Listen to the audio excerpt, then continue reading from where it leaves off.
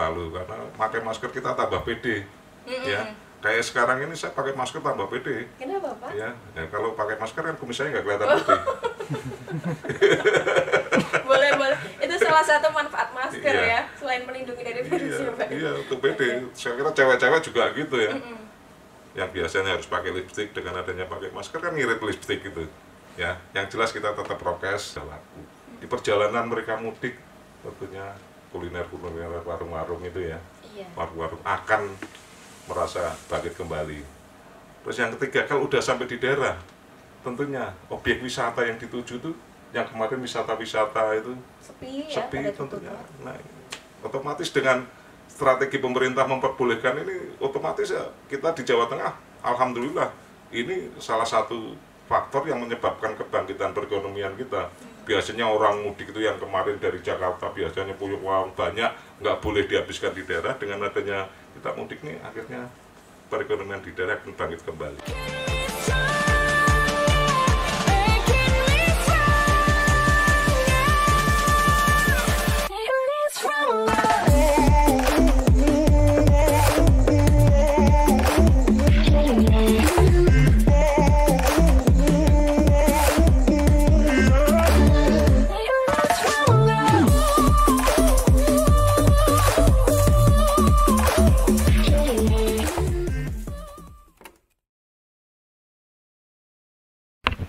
Topik kita bersama DPRD Provinsi Jawa Tengah. Assalamualaikum warahmatullahi wabarakatuh. Dipancar luaskan dari Komplek Alun-Alun Kota Kajen. Inilah 96.4 FM Radio Kota Santri, media informasi, aspirasi, dan edukasi Anda. Selamat pagi, selamat menjalankan ibadah puasa. Semoga puasanya masih tetap lancar ya, sampai nanti beduk maghrib. Nah, saya Yuni Sarana kembali menyapa ruang dengar Anda pagi ini. Sampai jam 11, kita akan ngobrol bersama para wakil rakyat kita yang duduk di kursi DPRD Jawa Tengah ya. Kita akan hadirkan mereka di sini. Ada juga yang sedang melihat live streaming kita pasti sudah tahu di samping saya ada Bapak siapa ya. Beberapa waktu lalu juga sempat hadir menemani kita. Nah, pagi ini kita akan bahas soal ekonomi, kaitannya dengan pandemi yang mulai mereda. Ekonomi di Jawa Tengah mulai bangkit, luar biasa. Ekonomi sesuatu hal yang pembahasan yang tidak pernah ada habisnya ya, karena manusia ini selalu berhubungan dengan ekonomi. Apalagi di masa seperti saat ini ya, bulan suci Ramadan, masyarakat lebih konsumtif gitu. Oke, untuk Anda yang punya pertanyaan silakan bisa dikirimkan lewat telepon 381293 dan juga bisa lewat media sosial kita, baik Facebook, Twitter, dan juga Instagram. Oke, langsung saja saya sapa narasumber kita. Ada Bapak Pujo Widiono, beliau adalah anggota Komisi B. Komisi B ini membidangi soal perekonomian. Selamat pagi Bapak. Alhamdulillah pagi Mbak Yuni. Sehat ya Pak ya? Alhamdulillah sehat. Selamat pagi juga para pendengar 96.4 FM Radio Kota Santri yang saya cintai dan saya banggakan tentunya. Selamat pagi. Tagline saya selalu tidak lupa dengan lemu tanpa jamu, sehat tanpa obat. Luar biasa, lemu tanpa jamu, sehat tanpa obat ya. Apalagi lagi puasa perlu jamu juga ya Pak. Iya, jamu. Kalau sahur jangan lupa. Biar yang sehat. jelas teh panas, anget-anget, kopi manis bagi yang pecinta rokok. Kayak saya ini harus kopi dulu, kalau sebelum sahur ini harus kopi dulu. Karena selama perjalanan dari imsak sampai maghrib yang biasanya ahli hisab untuk sementara ini selama 30 hari harus mengurangi. Alhamdulillah udah 9 hari ini ya. Oh iya, sudah 9 hari nggak terasa. Berat badan saya turun 2 kilo. 11? Oh 11 hari Pak. 11 hari ya, berat badan saya turun 2 kilo. Tapi saya takutnya nanti setelah puasa ini selesai nambah 4 kilo lagi, percuma. Jadi nggak apa-apa, yang jelas sehat, selamat menunaikan ibadah puasa bagi pendengar setia tadi Kota Santri. Semoga puasanya di akhir Ramadan nanti bisa memenangkan pertarungan 30 hari, insya Allah Lebaran dengan penuh semangat, dan ekonomi di Jawa Tengah khususnya di Kabupaten Pekalongan segera bangkit kembali. Amin, amin. Ya, itu tadi tipsnya ya, jangan lupa ngopi dan juga jamu gitu ya, tips ala Bapak Pujo Widiono.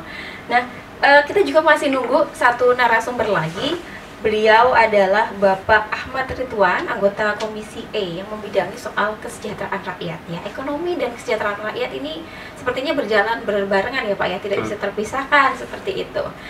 Nah, seperti kita tahu ya Pak ya, alhamdulillah sekali ya pandemi ini kan mulai mereda gitu ya Pak ya. Sesuatu yang diimpi-impikan, didoakan oleh semua orang, tidak hanya masyarakat Indonesia tapi juga luar negeri sana gitu ya Pak ya. Dan alhamdulillah khususnya di negara kita juga, di Jawa Tengah ini kan sama mulai mereda, dan ini berdampak terhadap perekonomian yang mulai bangkit. Apalagi sejak adanya pandemi ini kan membuat dampak yang luar biasa, khususnya perekonomian, seperti banyak yang di PHK, terus juga untuk sektor seperti kuliner, pedagang kuliner lebih tepatnya, yang juga kena dampak dengan adanya pemberlakuan PPKM itu gitu ya Pak ya. Dan menurut Pak Pujo seperti apa langkah yang dilakukan oleh Jawa Tengah sendiri dalam memulihkan ekonomi di Jawa Tengah? Ya, terima kasih Mbak Yuni. Kita sangat beruntung sekali. Dan tentunya Mbak Yuni tadi udah bilang kalau ekonomi COVID udah mereda ya. Iya. Tapi saya tetap pesan, COVID masih ada di mana-mana ya. Jadi kita tetap prokes, walaupun sekarang pemerintah udah memperbolehkan untuk Idul Fitri ini kita bisa mudik ya. Iya. Selama 2 tahun kemarin kita nggak boleh mudik ya. Iya ya kan, ya. sama keluarga yang jauh di sana gitu ya. Alhamdulillah ini udah Mbak Yuni ini perasaan udah kurang 2 minggu ini pengennya cepat ketemu yang di kampung aja. Ya, dengan informasi kita boleh mudik dari pemerintah. Yang jelas tetap saya berpesan, tetap prokes, jaga jarak, pakai masker selalu, karena pakai masker kita tambah pede. Ya, kayak sekarang ini saya pakai masker tambah pede. Kenapa Pak? Ya, kalau pakai masker kan kumis saya nggak kelihatan putih. boleh. Itu salah satu manfaat masker ya, selain melindungi dari virus ya Pak. Iya, untuk pede. Saya kira cewek-cewek juga gitu ya. Yang biasanya harus pakai lipstik, dengan adanya pakai masker kan ngirit lipstik gitu. Ya, yang jelas kita tetap prokes, pakai masker, jaga jarak, dan jangan lupa cuci tangan, jauhkan dari kerumunan. Saya kira untuk menangani kebangkitan ini ya. Iya Pak. Yang jelas dengan adanya pemerintah sudah memperbolehkan mudik lebaran dengan syarat yang sudah ditentukan. Informasinya dari pemerintah kemarin diperkirakan ada 80 juta pemudik ya. 80 juta pemudik itu, dibayangkan kalau 80 juta pemudik itu pada pulang kampung otomatis dengan sendirinya. Untuk angkutan bis yang kemarin 2 tahun yang lalu puasa ya, banyak yang bis-bis pada sambat, gulung tikar, otomatis nih mudik ini mereka bis sudah laku. Di perjalanan mereka mudik tentunya kuliner warung-warung itu ya, warung-warung akan merasa bangkit kembali. Terus yang ketiga, kalau udah sampai di daerah, tentunya objek wisata yang dituju itu, yang kemarin wisata-wisata itu sepi tentunya. Nah, otomatis dengan strategi pemerintah memperbolehkan ini, otomatis ya kita di Jawa Tengah, alhamdulillah, ini salah satu faktor yang menyebabkan kebangkitan perekonomian kita. Biasanya orang mudik itu yang kemarin dari Jakarta biasanya punya uang banyak, nggak boleh dihabiskan di daerah. Dengan adanya kita mudik nih, akhirnya perekonomian di daerah akan bangkit kembali. Ya, jadi nggak perlu pikiran yang susah-susah. Cara membangkitkan gimana? Pemerintah dengan trik 80 juta di perkiraan mudik ini, otomatis perekonomian insya Allah akan bangkit kembali di daerah. Dan semoga terus berjalan seperti sedia kala, walaupun COVID saya tadi berpesan masih ada, tapi tetap kita berjaga bahwa COVID masih ada di mana-mana. Kita harus jaga diri. Ya, dengan adanya kesadaran kita jaga diri, otomatis lama-lama COVID akan takut sendiri. Yang kemarin katanya Omikron mau datang, tapi teman-teman di DPRD provinsi kan udah mengantisipasi dengan mengawinkan Omikron dengan Tante Mikron ya. Jadi Omikronnya udah nggak mau singgah di Jawa Tengah. Gitu aja nih. Luar biasa ya. Semoga selesai gitu ya perjalanan si keluarga Kron-Kron ini dan juga yang lainnya gitu ya Pak ya. Tidak ada lagi dan kita bisa menikmati aktivitas seperti semula gitu betul. Ya Pak ya. Dan berarti apa yang dilakukan pemerintah memperbolehkan mudik ini sebagai salah satu bentuk untuk membangkitkan kembali ekonomi ya Pak ya? Otomatis kan, otomatis kan kalau kemarin pemerintah coba melarang lagi, tentu perekonomian akan lesu lagi. Betul. Karena apa? Ya, yang meramaikan masyarakat juga, ya, yang membangkitkan juga masyarakat. Kalau kita kena COVID ini, yang kena dampak juga masyarakat. Jadi kalau sirkulasinya, siklusnya itu ya kembali lagi aja, sama aja. Kalau masyarakat sudah bergerak, berarti ekonomi kita tentu akan bergerak kembali. Oke. Nah, pasti juga dalam sebuah kebijakan ada plus minus gitu ya, Pak Betul. ya. Dengan mengizinkan kembali mudik gitu, Pak ya. Tapi pasti ada apa namanya ya, dampak lain selain ekonomi yang bangkit. Untuk mengantisipasinya sendiri seperti apa, Pak? Mungkin nanti ada tumbuh klaster baru misalkan seperti itu. Menurut pemerintah sendiri seperti apa, Pak? Ya, kita kembali ke zaman dulu aja. Seharusnya klaster-klaster itu memang, kalau dulu, zaman dulu klaster itu selalu pas Lebaran ya. Iya. Itu selalu klaster-klaster. Kalau saya kira kalau tradisi itu kita tetap nggak bisa nolak ya. Kayak di Pekalongan itu, selain klaster Idul Fitri kan ada sawalan. Setelah seminggu Lebaran itu ada sawalan. Oh, iya, itu sih. mereka mesti ada klaster lopis itu ya, kalau di kota Pekalongan itu ya. Oh iya. Yang lopis. Nanti di Kaliwungu ada apa lagi, nanti di Demak ada apa. Saya kira klaster-klaster itu tumbuh ya karena udah tradisi yang dulu. Dengan adanya COVID ini kita divakumkan, setelah ini kita agak mereda, otomatis kembali lagi. Jadi pemerintah saya kira udah nggak ada trik-trik gimana untuk mencegah itu. Ya kembali ke masyarakat lagi. Kayak habitat kita dulu, setiap Lebaran harus ketemu dengan famili keluarga. Tentunya untuk klaster-klaster pertemuan dengan keluarga ini secara otomatis nggak bisa kita cegah. Jadi saya kira nggak ada permasalahan lah yang harus dimasalahkan oleh pemerintah. Yang jelas dengan adanya prioritas pemerintah memperbolehkan mudik, insya Allah kita selain bisa ketemu kembali, ekonomi di daerah-daerah akan bangkit kembali.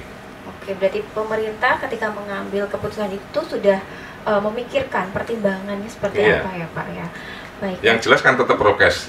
Oh, iya. Pemerintah tetap harus prokes. Kita sudah memperbolehkan dengan syarat itu tadi, ketentuan itu. Yang jelas intinya harus prokes, dan yang jelas harus ada vaksin yang ketiga dengan booster.